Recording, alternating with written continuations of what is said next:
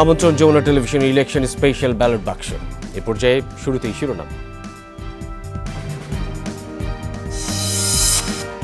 বগুড়ায় ইউনিয়ন বিএনপির সভাপতির চোখ উপড়ে ফেলার অভিযোগ, সম্পৃক্ততা অস্বীকার জামায়াতের। নেত্রকোনায় 4টি ভোট কেন্দ্র পুড়িয়ে দেওয়ার চেষ্টা দুর্বৃত্তদের।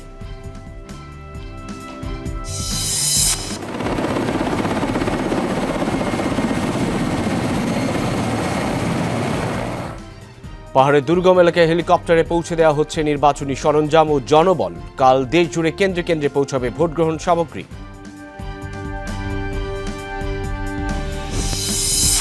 শান্তিপূর্ণভাবে নির্বাচন সম্পন্ন করতে সারা দেশে আইন শৃঙ্খলা বাহিনীর প্রস্তুতি, উৎসব মুখর পরিবেশের আশাবাদ স্বরাষ্ট্র উপদেষ্টার।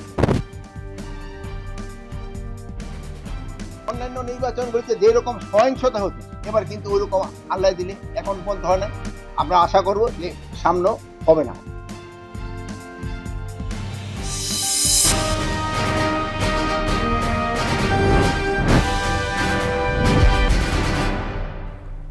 ব্যালট বাক্সের শিরোনাম দেখছিলেন, সঙ্গে আছে আমি সাইফুদ্দিন রবিন।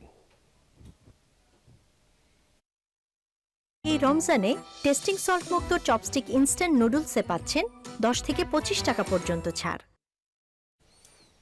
আমি সাইফুদ্দিন রবিন। জানাবো ঢাকা ও ময়মনসিংহ বিভাগের খবরাখবর, এছাড়াও 8 বিভাগের খবর নিয়ে আমাদের সহকর্মীরা রয়েছেন। দর্শক, আমি মৌসুমী আহমেদ লোপা রংপুর এবং রাজশাহী বিভাগের নির্বাচনের আদ্যপান্ত আপনাদের জানাবো। দর্শক, আমি শাওন দত্ত, আমি জানাবো খুলনা এবং বরিশাল বিভাগের যাবতীয় নির্বাচনী খবরাখবর। চট্টগ্রাম ও সিলেট বিভাগের খবরাখবর জানাতে আমি আহমেদ রেজা রয়েছি আপনাদের সাথে। আসলেই মূলত 8 বিভাগের খবরই জানাবো আমরা সহকর্মী। কখনো কখনো এক এক বিভাগের খবর এক একজন জানানোর দায়িত্ব পড়ে যেতে পারে। শুরুতেই জানাতে চাই বগুড়ার খবর। বগুড়ার নন্দীগ্রামে জামাত নেতাকর্মীদের হামলায় ইউনিয়ন বিএনপি সভাপতির ডান চোখ উপড়ে ফেলার অভিযোগ উঠেছে। দুপুরে সংবাদ সম্মেলনে এই অভিযোগ করেন বগুড়া 4 আসনে বিএনপি মনোনীত প্রার্থী মোশাররফ হোসেন। সংবাদ সম্মেলনে তিনি বলেন, গতরাতে নন্দীগ্রামের পার্শ্বশূন্য এলাকায় জামাত নেতাকর্মীরা ভোটারদের মাঝে টাকার একটি বাড়িতে অবস্থান নেয়। খবরটি জানতে পেরে সেখানে যায় বিএনপি প্রার্থীর সমর্থক ও স্থানীয় নেতাকর্মীরা। সেখান থেকে সালথা মাঝগ্রাম ইউনিয়ন স্বেচ্ছাসেবক লীগের সভাপতি বেলাল হোসেন ও জামায়াতের একজনকে আটকের পর পুলিশে খবর দেওয়া হয়। পুলিশ ঘটনাস্থলে পৌঁছানোর আগেই জামায়াতের স্থানীয় আরও নেতাকর্মী এবং একই আসনের দাঁড়িপাল্লা প্রার্থীর সমর্থকরা সেখানে গিয়ে হামলা চালায়। এই সময় ইউনিয়ন বিএনপির সভাপতি মাসুদ রানা সহ কয়েকজনকে মারধর করা হয়। উপড়ে ফেলা হয় মাসুদ রানার ডান চোখ, ছিনিয়ে নেওয়া হয় আটককৃত 2 জনকে। ভাঙচুর করা হয় কয়েকটি বাড়িঘর। পরে আহতদের উদ্ধার করে নেওয়া হয় হাসপাতালে। ছেলের চোখ উপড়ে ফেলার খবরে দুপুরে স্ট্রোক করে মারা গেছেন মাসুদ রানার মা মাজেদা বেগম। এই ঘটনায় এখনও মামলা হয়নি বলে জানিয়েছে পুলিশ। এদিকে বিকেলে সংবাদ সম্মেলনে হামলার অভিযোগ অস্বীকার করেছে জামায়াত।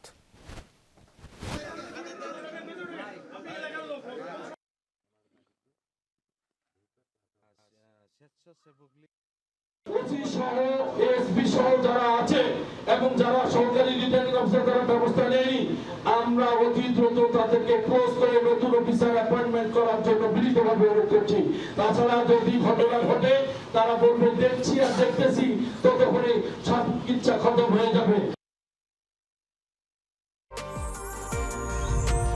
বাংলাদেশের প্রথম 5G AI ইনভার্টার যুক্ত সর্বোচ্চ বিদ্যুৎ সাশ্রয়ী যমুনা এয়ার কন্ডিশনার।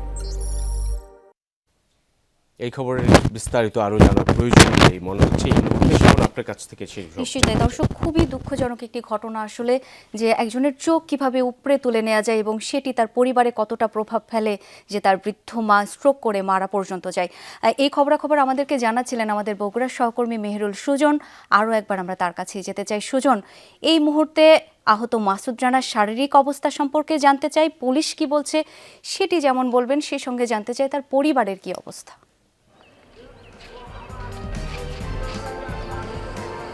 শাওন, কিছুক্ষণ আগে, এখন থেকে আধা ঘন্টা আগে বগুড়ার শহীদ জিয়াউর রহমান মেডিকেল কলেজ হাসপাতাল থেকে থালতা মাঝগ্রাম ইউনিয়ন বিএনপির যিনি সভাপতি মাসুদ রানা, যার ডান চোখটি অকেজো হয়ে গেছে বলে প্রাথমিকভাবে চিকিৎসকরা জানিয়েছেন, তাকে কিন্তু ঢাকার চক্ষু বিজ্ঞান ইনস্টিটিউটে নিয়ে যাওয়া হয়েছে। কিছুক্ষণ আগে তারা হাসপাতাল থেকে রওনা দিয়েছেন মাসুদ রানাকে নিয়ে। এখানে চিকিৎসকদের সঙ্গে শাওন আমরা কথা বলেছিলাম, তারা যেটি বলেছেন যে উপর্যুপুরি আঘাতের ফলে মাসুদ রানার ডান চোখটি কোটর থেকে বেরিয়ে এসেছে এবং রেটিনা সহ চোখের বেশ কিছু অংশ মারাত্মকভাবে ক্ষতিগ্রস্ত হয়েছে এবং তার চোখের আলো এখন পর্যন্ত ফিরে পাবার সম্ভাবনা আছে কিনা সে ব্যাপারে কিন্তু খুব একটা আশার কথা চিকিৎসকরা বলছেন না। অন্যদিকে ছেলের এইরকম ঘটনা জানার পরে এবং গতকাল রাত্রে আমি কিন্তু শাওন ওই এলাকায় গিয়েছিলাম এবং সেখানে দেখেছি যে যেভাবে তাণ্ডব চালানো হয়েছে এবং পরিবারের সদস্যদেরকে মারধর করা হয়েছে। এই যে মাসুদ রানা তার বৃদ্ধা মা মাজেদা তিনিও কিন্তু বাড়িতেই ছিলেন, তার সামনেই ঘটনাগুলো ঘটেছে। বিএনপি নেতারা যেটি বলছেন যে ছেলের এই অবস্থা, বাড়িঘরে হামলা, সব কিছু মিলিয়ে বৃদ্ধা মাজেদা স্ট্রোক করে আসলে তিনি এই শোক সামলাতে না পেরে মারা গেছেন দুপুর বিকেল 3টা নাগাদ। এই খবরটি তারা আমাদেরকে দিয়েছেন। এখন পরিবারের যে অবস্থা, একদিকে মাসুদ রানা কিন্তু চোখ হারানোর শঙ্কায় রয়েছেন, এখন পর্যন্ত চিকিৎসকরা আসার কোনো বাণী দিচ্ছেন না তার চোখের ব্যাপারে। অন্যদিকে তার ছোট ভাই যিনি ওই বাসাতেই থাকতেন তাকেও কিন্তু মারাত্মকভাবে পেটানো হয়েছে, তার মাথায় 17টি সেলাই দেওয়া হয়েছে, বিএনপি নেতা কর্মীরা আমাদেরকে জানিয়েছেন। তার অবস্থাও কিন্তু অনেকটাই গুরুতর। এই অবস্থায় পরিবারটির একেবারেই ভেঙে পড়েছে। একদিকে বাড়িঘরে হামলা হয়েছে, কিছু লুটপাটের অভিযোগও তারা করেছেন।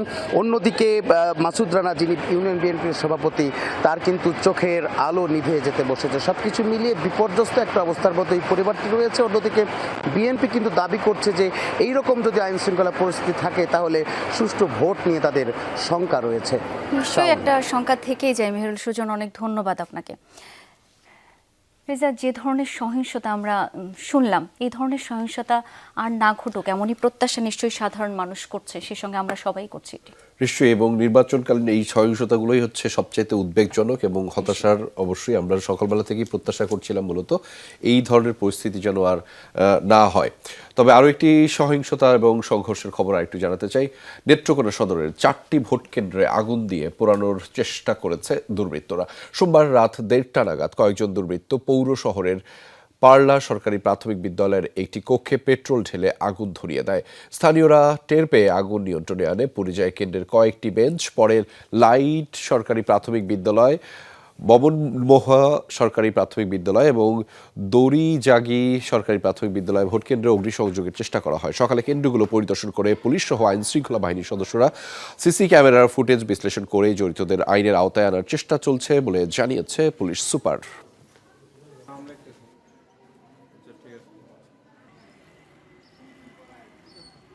ভোটার কম আসবে এরকম হয়তো মনে করে একটা এরকম আগুনটা দিয়েছে। সামান্য কিছু পড়ছে এই, আর একটু পেট্রোলের মতো কিছু পড়ে আছে। স্কুলের যে দরজাগুলো বন্ধ ছিল, বাট তারা একটা প্যানিক সৃষ্টি করার মতো, ওর জন্য আসলে সবগুলাতে আসলে চটের বস্তা কেরোসিন দিয়ে এরকম আসলে এই করছে। লোপা, আমরা শুনছিলাম বিশেষ করে সহিংসতার খবরগুলো, যেগুলো একটু আমাদেরকে নেতিবাচক ধারণা তৈরি করছে, বিশেষ করে নির্বাচনকালীন এই সময়টাতে। নির্বাচনের বাকি আর একটা মাত্র দিন, কালকের পরেই পরশুদিন সেই কাঙ্ক্ষিত নির্বাচন অনুষ্ঠিত হতে যাচ্ছে। এবং এই আমরা যেটা আলোচনা করছিলাম যে এবার একটু ভিন্নতা আছে, সহিংসতার খবর আমরা সেরকম আগের নির্বাচনগুলোতে যেরকম পাই সেরকম পাইনি, কিন্তু আজকে এই দুটো ঘটনা কিন্তু কিছুটা হলেও ভীতির সঞ্চার করেছে, যেটা জনমনে শঙ্কা থাকতেই পারে সুষ্ঠু নির্বাচনে। দর্শক, 22 জানুয়ারি থেকে যে প্রচার উৎসব শুরু হয়েছিল তা শেষ হয়েছে আজ সকালে। নির্বাচন কমিশনের বিধি অনুযায়ী 48 ঘন্টা আগে গণসংযোগের ইতি টানতে হয়। সেই অনুযায়ী সকাল 7:30টায় শেষ হয় রাজনৈতিক দলগুলোর প্রচারণা। ত্রয়োদশ জাতীয় সংসদ নির্বাচন এবং গণভোটের বাকি আর মাত্র 2 দিন। সুষ্ঠু ভোট আয়োজনে দেশজুড়ে চলছে নানা প্রস্তুতি। দেশের বিভিন্ন জেলা থেকে উপজেলা পর্যায়ে পাঠানো হচ্ছে ব্যালট পেপার, থাকছে কড়া নিরাপত্তা। এর আগে পাঠানো হয় ব্যালট বাক্স, সিল, অমোচনীয় কালিসহ অন্যান্য নির্বাচনী সরঞ্জাম। সহকারী রিটার্নিং কর্মকর্তারা এসব সরঞ্জাম বুঝে নেন। আগামীকাল কেন্দ্রে কেন্দ্রে পৌঁছাবে ভোট গ্রহণ সামগ্রী। সহকারী রিটার্নিং কর্মকর্তাদের কাছ থেকে এসব সরঞ্জাম বুঝে নেবেন প্রিজাইডিং ও সহকারী প্রিজাইডিং অফিসাররা। এদিকে 3 পার্বত্য জেলার দুর্গম এলাকাগুলোয় হেলিকপ্টারের মাধ্যমে পৌঁছানো হচ্ছে নির্বাচনী সামগ্রী। দায়িত্বপ্রাপ্ত কর্মকর্তাদেরও পৌঁছে দেওয়া হচ্ছে হেলিকপ্টারে। বৃহস্পতিবার 299 আসনে সকাল 7:30 থেকে শুরু হয়ে ভোট গ্রহণ চলবে বিকেল 4:30 পর্যন্ত।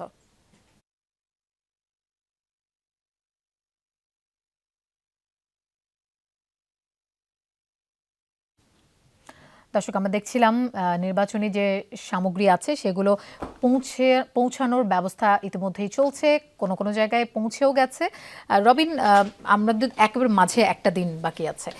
এই মুহূর্তে আসলে এই যে অমোচনীয় কালি, ব্যালট পেপার, এগুলো তো পৌঁছায় যাবে বা পৌঁছানোর ব্যবস্থা হচ্ছে, এবং খুব ভালোভাবে যাতে পৌঁছে যায় সেটার একটা কিন্তু সুষ্ঠু সমন্বয় করার চেষ্টা হচ্ছে, এবং সেটা চেষ্টা করা হচ্ছে আইন শৃঙ্খলা রক্ষাকারী বাহিনীর তত্ত্বাবধানেই সেই কার্যক্রমগুলি সম্পন্ন হচ্ছে। কিন্তু তার আগে সবচেয়ে বড় বিষয় নির্বাচনের পরিবেশ সুষ্ঠু রাখা এবং শান্তিপূর্ণ রাখা, কোনো ধরনের উৎকণ্ঠা শঙ্কার মধ্য দিয়ে যেন ভোটাররা যেতে না হয়। নির্বাচনের সংখ্যাগরিষ্ঠ ভোটে জয় পাবে বিএনপি, এমনটাই মনে করছেন দলের মহাসচিব মির্জা ফখরুল ইসলাম আলমগীর। সকালে ঠাকুরগাঁওয়ের নিজ নির্বাচনী আসনে সাংবাদিকদের সাথে এক ব্রিফিংয়ে এসব কথা বলেন তিনি। জানান, অনেকদিন ভোট না হওয়ায় উদ্বেগ ছিল, তবে এখন নির্বাচনের পরিবেশ ভালো। আমি এখন পর্যন্ত এই এবারকার নির্বাচনের যে পরিবেশ সেটাকে মোরলেস ভালো দেখলাম। যে কয়েকটা ঘটনা ঘটেছে প্রথম দিকে, তারপর সবাই সংযত হয়েছেন, এবং সেই সংযত হয়েই আমি যা মনে হয়েছে যে এখন পর্যন্ত নির্বাচন যে পরিবেশ সেটা নির্বাচনের অনুকূলেই ছিল। এই গণতন্ত্র, এই নির্বাচনটা হবে একটা গেটওয়ে। এই গেটওয়ে পার হলে আমরা একটা গণতান্ত্রিক পরিবেশে ফিরে যেতে পারবো। আমরা দেখছিলাম বিএনপি মহাসচিব মির্জা ফখরুল ইসলাম আলমগীরের খবর। রেজা, আপনার কাছে নিশ্চয়ই জামাত আমিরের খবর রয়েছে। জি, আমরা একটু সেটি জানাতে চাই দর্শকদের। জামাতের আমির ডক্টর শফিকুর রহমানের সাথে সাক্ষাৎ করেন ইউরোপীয় ইউনিয়নের নির্বাচন পর্যবেক্ষণ মিশনের প্রধান সহ 15 সদস্যের প্রতিনিধি দল। সকালে জামাতের কেন্দ্রীয় কার্যালয়ে সৌজন্য সাক্ষাৎ অনুষ্ঠিত হয়। বৈঠকে তারা বাংলাদেশ ও ইউর স্বার্থ সংশ্লিষ্ট ইস্যুতে কথা বলেন। বিশেষভাবে ত্রয়োদশ জাতীয় সংসদ নির্বাচন অবাধ, সুষ্ঠু ও গ্রহণযোগ্য করার ব্যাপারে বাংলাদেশ ও ইউরোপীয় জোট ঘনিষ্ঠভাবে কাজ করবে বলেও বৈঠকে উল্লেখ করা হয়। এছাড়া বাংলাদেশের সাংবিধানিক ও গণতান্ত্রিক প্রতিষ্ঠানসমূহকে আরো শক্তিশালী করার ব্যাপারে তারা একমত পোষণ করে। এ সময় ইউর পক্ষ থেকে আশ্বাস প্রদান করা হয়, নির্বাচন পর্যবেক্ষণ জোটের 200 সদস্যের একটি প্রতিনিধি দল কাজ করবে মাঠে।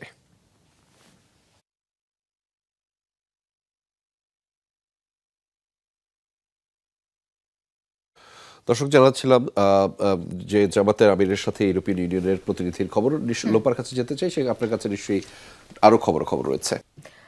জাতীয় সংসদ নির্বাচন উপলক্ষে টানা 4 দিনের ছুটি ঘোষণা করায় ঈদের আবহাওয়া রাজধানীতে। ট্রেন, বাস, ট্রাক, পিকআপ সহ বিভিন্ন বাহনে করে ছুটে যাচ্ছেন নিজ নিজ এলাকায়। ভোট দেওয়ার পাশাপাশি প্রিয়জনদের সাথে ছুটি কাটাবেন তারা। এদিকে কয়েক গুণ ভাড়া আদায়ের অভিযোগে রাস্তা অবরোধ করে বিক্ষোভ করতে দেখা গেছে যাত্রীদের।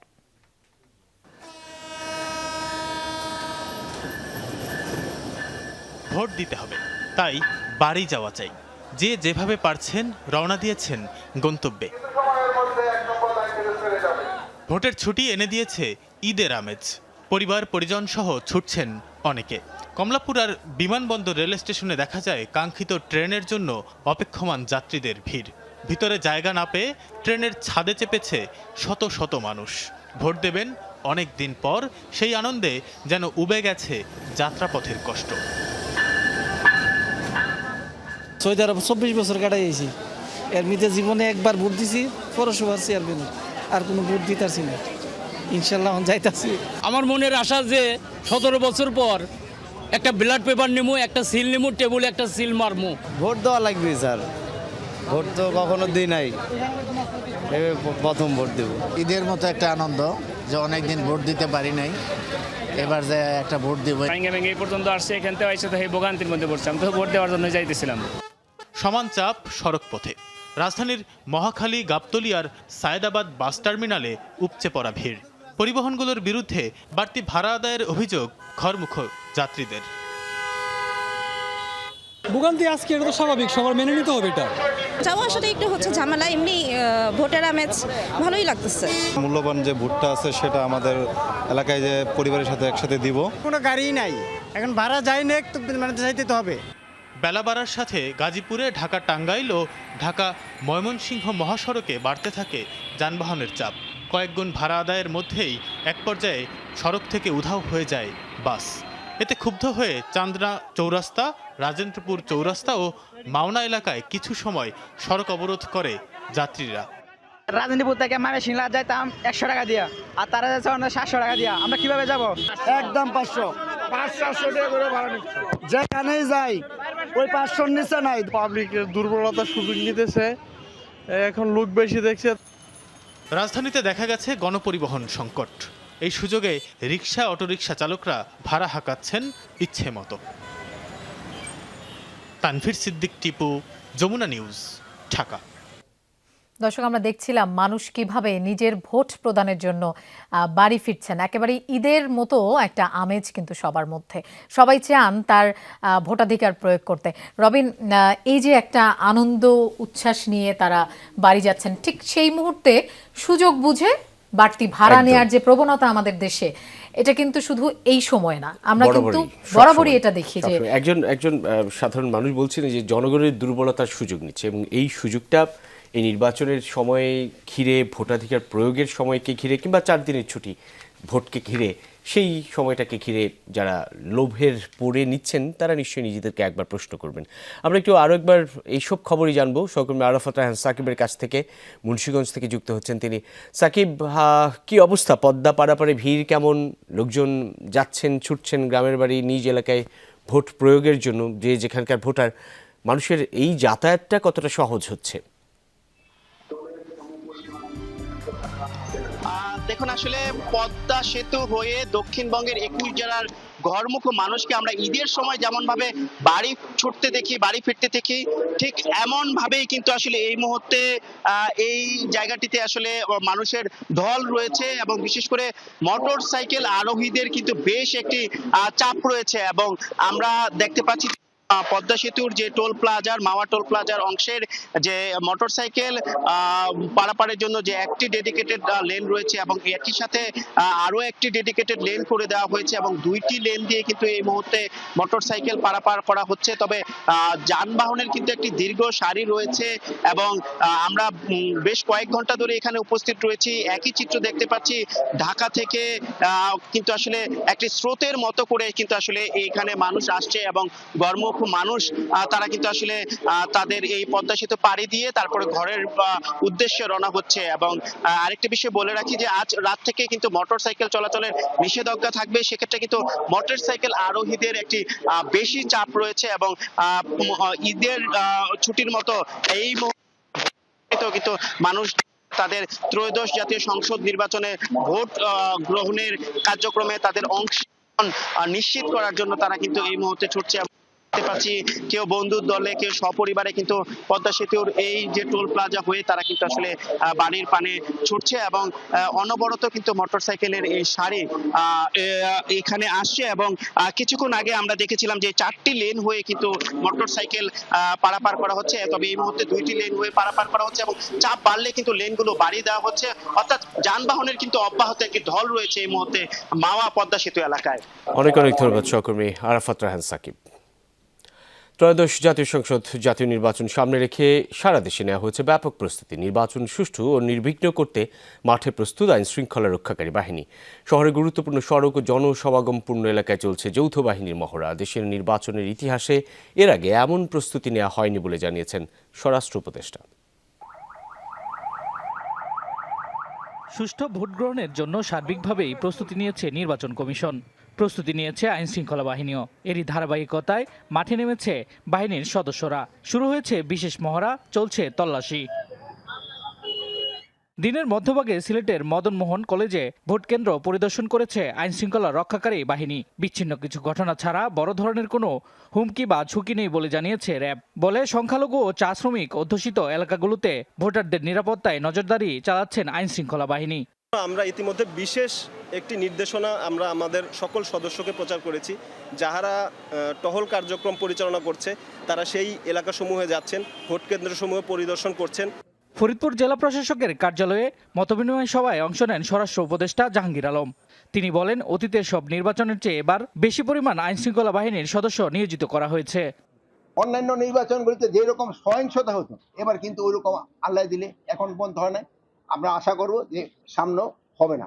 ভোটারদের নিরাপত্তা ও আইন শৃঙ্খলা রক্ষায় চট্টগ্রামের 16টি আসনে 40,000 আইন শৃঙ্খলা বাহিনীর সদস্য ও 122 জন নির্বাহী ম্যাজিস্ট্রেট দায়িত্ব পালন করবেন। প্রতি কেন্দ্রে নির্দেশনা অনুযায়ী 4 জন পুলিশ ও 13 জন আনসার সদস্য মোতায়েন থাকবে। এছাড়াও প্রিজাইডিং অফিসারের জন্য প্রথমবারের মতো 1 জন গানম্যান দায়িত্ব পালন করবেন। অবাধ, সুষ্ঠু ও গ্রহণযোগ্য নির্বাচন নিশ্চিত করতে লালমনিরহাটে নেওয়া হয়েছে 3 স্তরের নিরাপত্তা ব্যবস্থা। পাশাপাশি সীমান্ত দিয়ে যে কোনো ধরনের অবৈধ অনুপ্রবেশ বা অস্ত্র চোরাচালান ঠেকাতে নেওয়া হয়েছে বিশেষ সতর্কতা। 1066 জন আমরা পুলিশ সদস্য এবার মোতায়েন করছি এবং এই 1066 জন পুলিশ সদস্য প্রত্যেকেই 3 দিন করে নির্বাচনী প্রশিক্ষণ প্রাপ্ত। প্রকাশ্য ভোট কেন্দ্রে দখলের চেষ্টা করা হলে বসে থাকবে না আইন শৃঙ্খলা বাহিনী। নড়েল পুলিশ সুপারের কার্যালয়ে এমন হুঁশিয়ারি দেন খুলনা রেঞ্জ ডিআইজি রেজাউল হক। রাজশাহীতে নির্বাচনকে কেন্দ্র করে প্রশাসনের পক্ষ থেকে শহরে বিশেষ নজরদারি ব্যবস্থা করা হয়েছে। সেনাবাহিনী, বিজিবি সহ অন্যান্য বাহিনীর সদস্যরা শহর ও ভোট কেন্দ্রগুলোতে টহল অব্যাহত রেখেছে। ফেনীর 3টি সংসদীয় আসনে ভোট শান্তিপূর্ণ করতে ভোট কেন্দ্রগুলো পরিদর্শন করেছেন সেনাবাহিনী, পুলিশ ও বিজিবির সদস্যরা। কুমিল্লায় মহড়া দিয়েছে সেনাবাহিনী। 11টি সংসদীয় আসনে ভোটের দিন সার্বিক নিরাপত্তা দিতে কাজ করবে ম্যাজিস্ট্রেট, সেনাবাহিনী, পুলিশ, বিজিবি, র্যাব সহ অন্যান্য বাহিনীর সদস্যরা। শামস তাবরিজ উচ্ছ্বাস, যমুনা নিউজ। আমরা এবার একটু শাওনের মাধ্যমে কুড়িগ্রামের খবর জানতে চাই। শাওন। নিশ্চয়ই দর্শক, আমরা আইন শৃঙ্খলা পরিস্থিতি সম্পর্কে একটু জেনে নিতে চাই। এই মুহূর্তে কুড়িগ্রামে যাব। সহকর্মী নাজমুল হোসেন এখন সঙ্গে আছেন। নাজমুল, এই মুহূর্তে নির্বাচনী পরিবেশ কেমন দেখছেন? সেখানে আইন শৃঙ্খলা বাহিনীর তৎপরতাই বা কেমন, আপনি একটু বলবেন। আপনি যেমনটা বলছিলেন, কুড়িগ্রামে এক কথায় যদি বলি, আমাদের শান্তিপ্রিয় জেলা কুড়িগ্রাম, এখানকার মানুষ একদম সাদাসিধে, যার কারণে প্রার্থী থেকে শুরু করে কর্মী, সমর্থক এবং সাধারণ ভোটারদের মধ্যেও একটা উৎসব পরিবেশ তৈরি হয়েছে এবং কোনো ধরনের অপ্রীতিকর কিংবা সহিংস ঘটনা কিংবা উত্তপ্ত বাক্য বিনিময় এই জাতীয় কোনো কিছু ঘটনা ঘটেনি। আর আইন শৃঙ্খলার বিষয়ে যদি আমরা বলি তাহলে সেনাবাহিনী, র্যাব, পুলিশ, বিজিবি, আনসার সদস্য সহ তারা তৎপর রয়েছে। বিভিন্ন জেলার বিভিন্ন মূল যে পয়েন্টগুলো রয়েছে সেগুলো জায়গায় বিভিন্ন সময় তারা চেকচক করে বিভিন্ন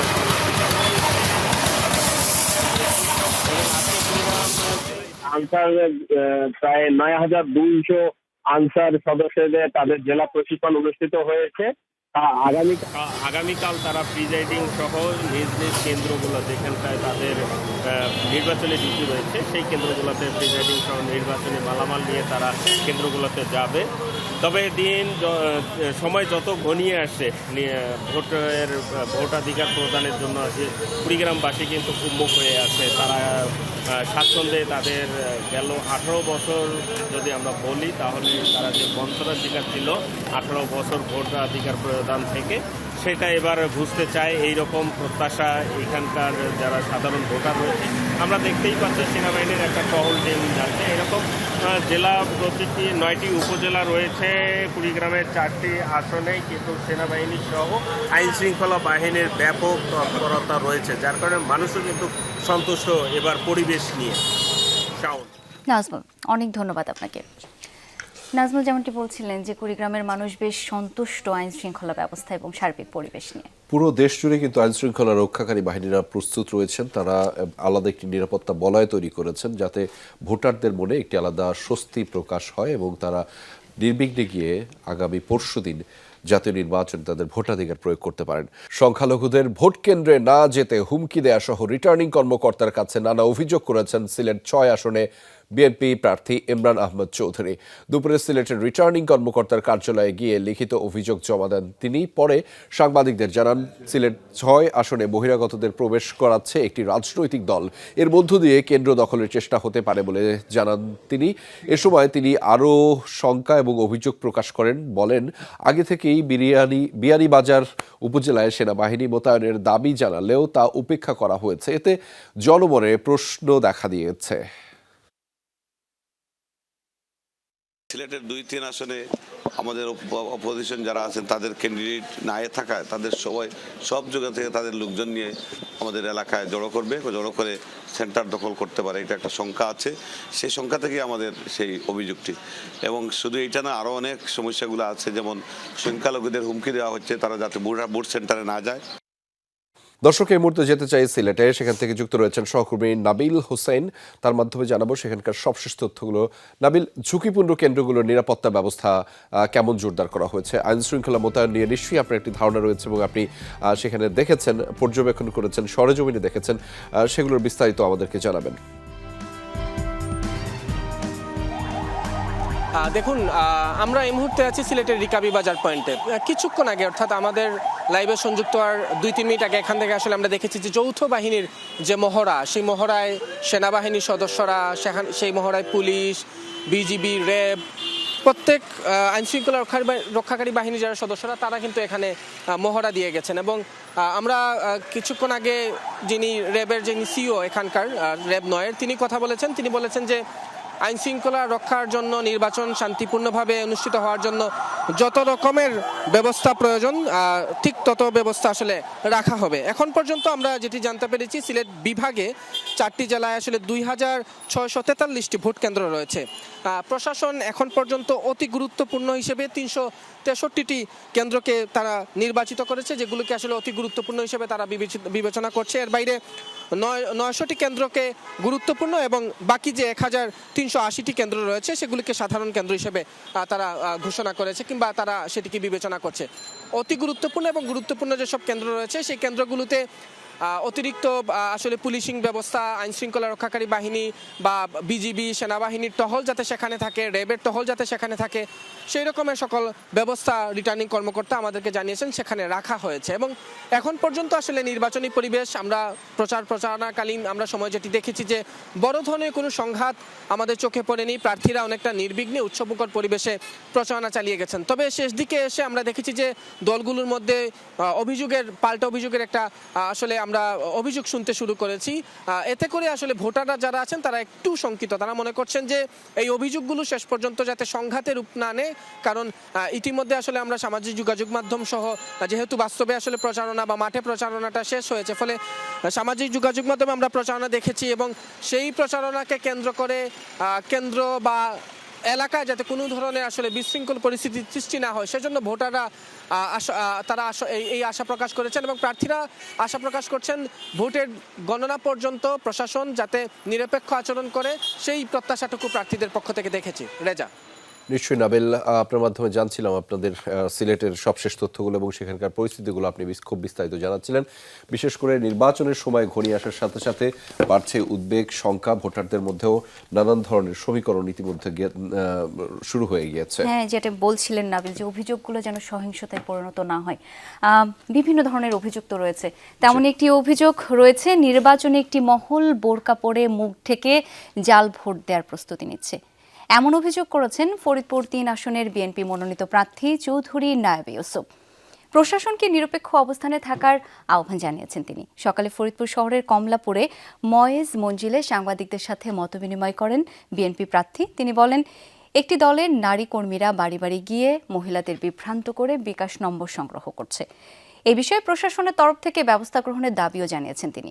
ভোট গ্রহণের পর দ্রুত সময়ের মধ্যে সঠিক ফলাফল ঘোষণারও আহ্বান জানান।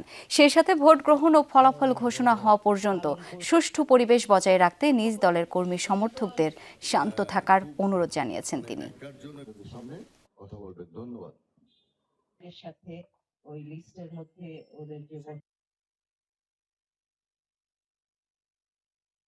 আপনারা সজাগ থাকবেন, সচেতন থাকবেন। 12 তারিখে আপনাদের একটু সজাগ থাকতে হবে। আশা করি প্রিসাইডিং অফিসাররাও তারা তাদের দায়িত্ব পালন করবে সঠিকভাবে। তাহলে আর আমার মনে হয় আমাদের কোনো শঙ্কা নাই। দর্শক, এ পর্যায়ে ঝিনাইদহ থেকে যুক্ত হচ্ছেন সহকর্মী আহমেদ নাসিম আনসারি। নাসিম, ভোটারদের মাঝে উচ্ছ্বাস, উদ্দীপনা কেমন দেখছেন? সব মিলিয়ে পরিবেশ কেমন এই মুহূর্তে জানাবেন।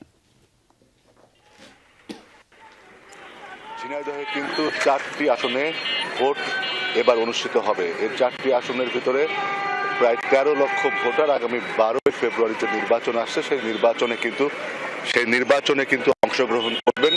এটাকে আমরা জানতে পেরেছি, মানে ভোটারের সংখ্যা 13 লক্ষের কিছু বেশি। আমি এখন জানিয়ে আসছি ঝিনাইদহের মূল একটি চত্বর, সেখানে চুয়াডাঙ্গা স্ট্যান্ড বলা হয় এই চত্বরটিকে। এই চত্বরে কিন্তু নিয়মিতভাবে চেকপোস্ট বসে এবং এটা সবসময় প্রতিদিনই কিন্তু চলমান আছে। এক কথায় বলা যায় কি, এই ভোটকে কেন্দ্র করে নিরাপত্তার চাদরে কিন্তু ঝিনাইদহে কিন্তু ঢেকে ফেলেছে প্রশাসন। ঝিনাইদহে প্রায় 588 আসনে কিন্তু 588টি কেন্দ্রে কিন্তু এবার ভোট অনুষ্ঠিত হবে। সেখানে কিন্তু আরো 4টি কেন্দ্র থাকবে। সেই 4টি কেন্দ্রের ভিতরে যেটা বিশেষ কেন্দ্র বলা হয়, যেটা পোস্টাল ভোটের জন্য জেলা রিটার্নিং কর্মকর্তার কার্যালয়ে, এর ভেতরে কিন্তু 33টি যে সেন্টার সেখানে কিন্তু অধিক গুরুত্বপূর্ণ হিসাবে চিহ্নিত করেছে। তার ভিতরে র্যাব কিন্তু এখানে 3 প্লাটুন, বিজিবি 10 প্লাটুন এবং মোবাইল স্ট্রাইকিং ফোর্স দিয়ে প্রায় 80টি টিম কিন্তু কাজ শুরু করে দিয়েছে। সবকিছু মিলে কিন্তু ভোটারদের ভিতরে ব্যাপক উৎসাহ আমরা লক্ষ্য করছি। তবে এর পাশাপাশি প্রার্থীদের ভিতরে কিন্তু অভিযোগও কিন্তু আছে, পাল্টাপাল্টি অভিযোগও আছে। এখনো পর্যন্ত ভোটের মাঠ স্বাভাবিক আছে, কিছু বিচ্ছিন্ন ঘটনা ছাড়া। জি, মানে কিছু বিচ্ছিন্ন ঘটনা ছাড়া ভোটের মাঠ মোটামুটি সুস্থ স্বাভাবিক আছে। অনেক ধন্যবাদ নাসিম আপনাকে। দর্শক, এ পর্যায়ে লোপা, আমাদের সহকর্মীদের মাধ্যমে আমরা যেটা শুনছিলাম, 2-1টি বিচ্ছিন্ন ঘটনা ছাড়া সবখানেই মোটামুটি পরিস্থিতি স্বাভাবিক এবং মাঝে একটা দিন বাকি আছে। একেবারেই যে নির্বাচনী সামগ্রীগুলো আছে সেগুলো উপজেলায় পৌঁছেও গেছে। আমাদের শফিক ছোটন যেমনটি জানাচ্ছিলেন, হয়তো সময় মতো সেগুলো কেন্দ্রেও চলে যাবে। নির্বাচন ও গণভোটে ভোট দিতে পোস্টাল ভোট বিডি অ্যাপে প্রবাসী নিবন্ধনকারীদের মধ্যে 4,71,957টি পোস্টাল ব্যালট বাংলাদেশে এসে পৌঁছেছে। আজ সকাল 10টা পর্যন্ত পোস্টাল ভোট বিডি অ্যাপের মাধ্যমে নিবন্ধনকারী প্রবাসীদের কাছে মোট 7,66,862টি ব্যালট পাঠানো হয়েছে। এর মধ্যে 5,28,233 জন প্রবাসী তাদের ব্যালট গ্রহণ করেছেন। ভোট দিয়েছেন 5,12,916 জন। এছাড়া 5,02,487 জন প্রবাসী ভোটার তাদের ব্যালট সংশ্লিষ্ট দেশের পোস্ট অফিস বা ডাক বিভাগে জমা দিয়েছেন। এর মধ্যে 4,19,919টি ব্যালট রিটার্নিং কর্মকর্তারা বুঝে পেয়েছেন। বিদেশের পাশাপাশি দেশের অভ্যন্তরে অবস্থানরত ভোটারদের কাছেও পোস্টাল ব্যালট পাঠানো শুরু করেছে নির্বাচন কমিশন।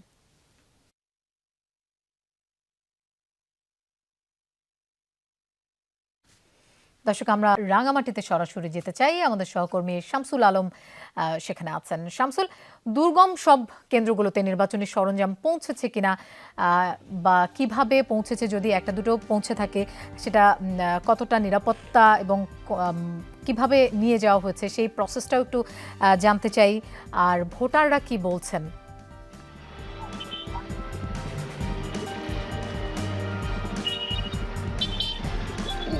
রূপা, আপনার রাঙ্গামাটি যে 299 একটি মাত্র আসন, এই আসনে এখানের মধ্যে প্রায় 213টি এখানে ভোট কেন্দ্র রয়েছে। 213টির মধ্যে এই ভোট কেন্দ্রের মধ্যে 20টি হচ্ছে হেলিসুট, অর্থাৎ দুর্গম যে পাহাড়ি এলাকা রয়েছে, দুর্গম পাহাড়ি এলাকার 20টি কেন্দ্র হেলিকপ্টারের মাধ্যমে নির্বাচনী সরঞ্জামগুলো সেখানে পৌঁছে দেওয়া হয় এবং এই নির্বাচন সাথে যারা সংশ্লিষ্ট ব্যক্তি রয়েছেন তাদেরকে হেলিসুটের মাধ্যমে তাদেরকে স্ব কেন্দ্রে পৌঁছে দেওয়া হয়। গত 3 দিন ধরে রাঙ্গামাটি জেলার 20টি কেন্দ্রে হেলিসুটের মাধ্যমে কঠোর নিরাপত্তার মাধ্যমে নির্বাচনী যে সরঞ্জামগুলো রয়েছে সরঞ্জামগুলোর পাশাপাশি লোকজনকে কেন্দ্রগুলোতে পৌঁছে দেওয়া হয়েছে। তাছাড়া রাঙ্গামাটি সদরের মধ্যে 41টি ভোট কেন্দ্র রয়েছে। রাঙ্গামাটি সদরে এই 41টি ভোট কেন্দ্রের মধ্যে যে মালামালগুলো পৌঁছে দেওয়ার কথা, এগুলো আগামীকাল সকাল থেকে স্ব কেন্দ্রগুলোতে এই মালামালগুলো পৌঁছে দেওয়া হবে বলে নির্বাচন অফিস থেকে কর্মকর্তারা আমাদেরকে জানিয়েছেন। তাছাড়া রূপা, একটি বিষয় আপনাকে জানিয়ে দিতে চাই, সেটি হচ্ছে যে সব কেন্দ্রগুলো রয়েছে 213টি কেন্দ্রের মধ্যে যে ঝুঁকিপূর্ণ যে কেন্দ্রগুলোকে চিহ্নিত করেছে তার মধ্যে 170টি কেন্দ্র এই নির্বাচন কমিশনের পক্ষ থেকে তারা সিসিটিভির আওতায় নিয়ে আসা হয়েছে এবং ইতিমধ্যে সব এই 170টি কেন্দ্র সিসিটিভির কাজ সম্পন্ন করা হয়েছে। তাছাড়া এইসব কেন্দ্রগুলোতে রাঙ্গামাটি যে 213টি যে কেন্দ্র রয়েছে কেন্দ্রগুলোতে নিরাপত্তা জোরদার করা হয়েছে। আমরা সকাল থেকে দেখেছি আজকে যে সব কেন্দ্রগুলোতে বিজিবির পাশাপাশি সেনাবাহিনী এবং পুলিশের টহল দল তারা শহরে টহল দিচ্ছে এবং বিভিন্ন কেন্দ্রগুলোতে তারা ইতিমধ্যে আনসার, পুলিশ এবং বিজিবি এবং সেনাবাহিনীর লোকজন তারা অবস্থান নিয়েছে। সবকিছু মিলে আগামী যে পরশু যে নির্বাচন হবে, নির্বাচনকে কেন্দ্র করে রাঙ্গামাটি জেলায় আইন শৃঙ্খলা পরিস্থিতি স্বাভাবিক রাখার জন্য আইন শৃঙ্খলা দায়িত্ব যারা রয়েছেন তারা তাদের কর্মকাণ্ড চালিয়ে যাচ্ছেন। পাশাপাশি যে কেন্দ্রগুলো রয়েছে কেন্দ্রগুলোতে যাতে নিরাপদে ভোটাররা আসে ভোট প্রদান করতে পারে তার ব্যবস্থা করেছে। রূপা, শামসুল, অর্থাৎ সব ধরনের প্রস্তুতি ইতিমধ্যেই নেওয়া হয়ে গেছে, নিরাপত্তা ব্যবস্থা জোরদার করা হয়েছে। ধন্যবাদ আমাদের সাথে যোগ দেওয়ার জন্য। দর্শক, আমরা এবার একটু বরিশালে সরাসরি যেতে চাই। সহকর্মী কাউসার হোসেন সেখানে আছেন। কাউসার, দুদিন পরই ত্রয়োদশ সংসদ নির্বাচন, আপনার কাছেও ওই একই প্রশ্ন জানতে চাই। আইন শৃঙ্খলা পরিস্থিতি কেমন দেখছেন? কতটা জোরদার করা হয়েছে? মানুষ কতটা নিরাপদ বোধ করছে? নিশ্চয়ই মাঠ পর্যায়ে আপনার সাথে ভোটারদের কথা হয়েছে, তারা ভোট নিয়ে কতটা মানে উচ্ছ্বাস প্রকাশ করছে?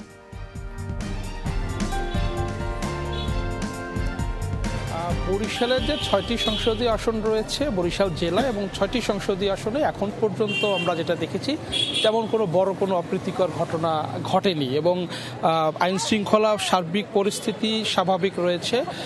সেনাবাহিনীর একটি টিম আমরা লক্ষ্য করেছি বেলস পার্কে, কালকে একটি মহড়া রয়েছে, সেই মহড়ার প্রস্তুতি নিয়েছে কিভাবে আসলে যদি কোনো ভোট কেন্দ্র আক্রান্ত হয় বা দুষ্কৃতিকারীরা সেখানে হামলা করে বা ব্যালট বাক্স ছিনিয়ে নেওয়ার চেষ্টা করে, সেক্ষেত্রে আসলে কিভাবে সেনাবাহিনী বা আইন শৃঙ্খলা রক্ষাকারী বাহিনী, আনসার সদস্যরা কিভাবে ভোটারদের এবং যারা দায়িত্বপ্রাপ্ত রয়েছে তাদেরকে কিভাবে সেফ করা হবে সেইগুলো নেওয়া হয়েছে এবং আইন শৃঙ্খলা রক্ষাকারীর পক্ষ থেকে জানানো হয়েছে তারা সব ধরনের প্রস্তুতি রয়েছে এবং এখন পর্যন্ত ভোটারদের মধ্যে একটি ইতিবাচক প্রভাব রয়েছে এবং 12 তারিখের পর দেখা যাবে আসলে কি অবস্থা এখানে চলছে।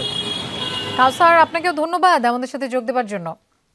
অর্থাৎ আমরা ইয়েতে গেলাম সব জায়গায়, বরিশালে কাউসার বলছিলেন, তার আগে রাঙামাটির খবর জানলাম।